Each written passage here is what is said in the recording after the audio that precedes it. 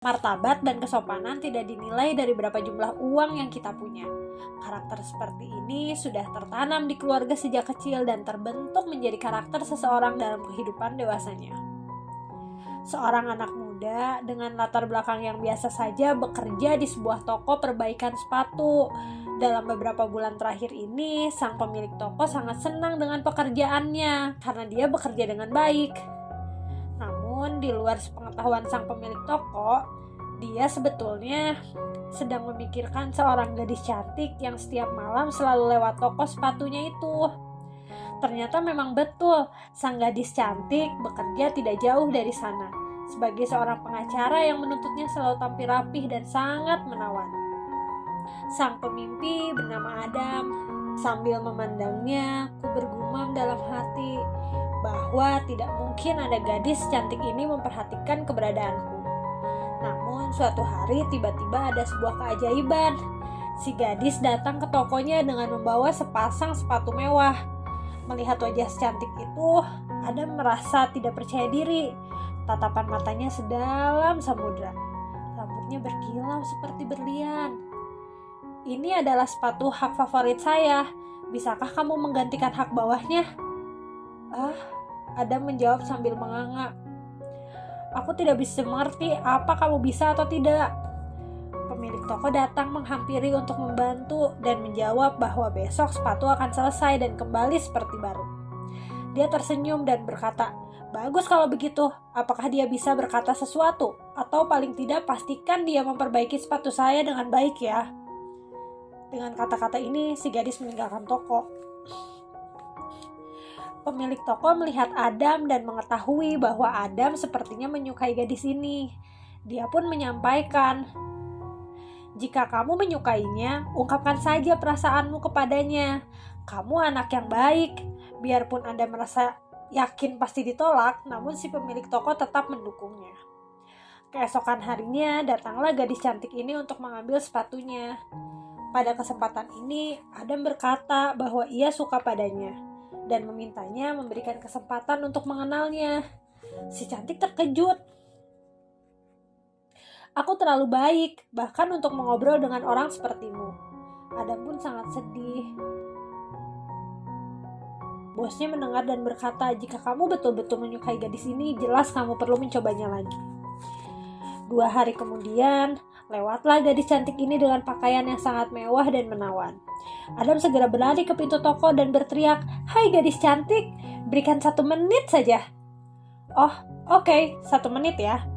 Si gadis menghampiri. "Cantik, berikan saya kesempatan. Mari kita makan malam bersama 1 kali saja." "Apakah kita akan makan di warung atau di pinggir jalan?" Si cantik sambil bercanda. "Iya, aku memang tidak akan menjemputmu naik limosin atau mengajakmu makan di restoran mewah. Tapi biarkan aku mengejutkanmu.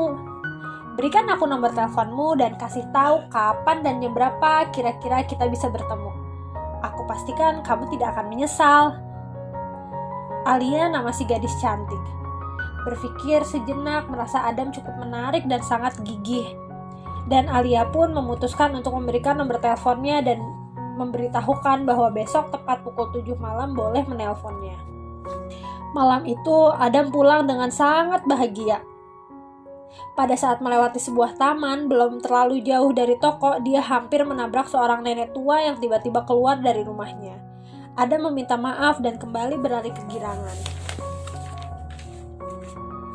Keesokan harinya, seusai kerja, Adam sangat bersemangat untuk menemui Alia. Dia sudah berencana 30 menit lebih awal membayangkan untuk memesan taksi dan pergi ke suatu kafe. Namun kurang beberapa menit dari pukul 7, saat Adam sedang menunggu taksi, dia melihat seorang nenek tua yang sedang kebingungan tersesat. Adam menghampirinya dan bertanya, "Kemana tujuanmu, Nek?" Namun si nenek diam saja. Pada saat itu juga dia teringat bahwa ini adalah nenek tua yang semalam hampir ditabraknya di taman di depan rumahnya. Pada saat ini dia melihat jam tangannya dan sudah lewat dari pukul 7 malam. Dia memiliki pilihan untuk mengantar si nenek pulang ke rumahnya atau memilih untuk mengabaikannya dan pergi bersama gadis pujaannya. Adam memutuskan bahwa tidak mungkin dia menelantarkan seorang nenek tua di jalanan. Adam pun menelpon sang gadis dan berkata, Maafkan, saya tiba-tiba ada halangan yang tidak bisa saya tunda, sehingga saya tidak bisa datang. Alia pun marah. Tadinya ini satu-satunya kesempatan yang akan saya berikan kepadamu. Aku tidak akan berhubungan lagi denganmu. Adam pun hancur hatinya. Namun juga dia sadar tidak mungkin untuk mengabaikan nenek ini. Dia pun menuntun nenek berjalan dengan sangat perlahan menunjukkan jalan ke rumahnya yang ia lewati semalam. Pada saat sudah dekat rumahnya, si nenek mendadak berjalan semangat karena mengenali rumahnya. Adam pun mengantar sampai depan pintu untuk memastikannya. Setelah dia menekan bel, dibukakanlah pintu dan terkaget karena Alia ada di hadapannya. Alia pun bingung dari mana Adam tahu alamatnya.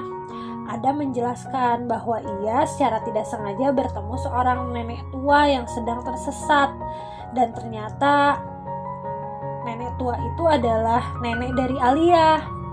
Memang nenek sudah mulai pikun dan terkadang sulit mengingat jalan pulang ke rumah. Alia pun memeluk nenek dan mempersilahkan Adam untuk bersamanya masuk ke rumahnya. Maafkan saya, kamu memilih menolong orang tua yang tidak kamu kenal. Padahal aku hanya memberimu satu kesempatan. Kamu ternyata seseorang yang baik hati. Nenek pun ikut senang Alia bisa bertemu seorang anak muda yang baik hatinya seperti Adam. Tidak lama dari sana, mereka pun menemukan banyak kecocokan dan menjadi sepasang kekasih. Dari kisah ini, kita belajar tidak ada perbuatan baik yang sia-sia. Pada saatnya, semua kebaikan yang kita lakukan akan kembali kepada kita. Sekian cerita inspiratif hari ini. Bagaimana pendapatmu tentang cerita ini? Tulis di kolom komen ya. See you later.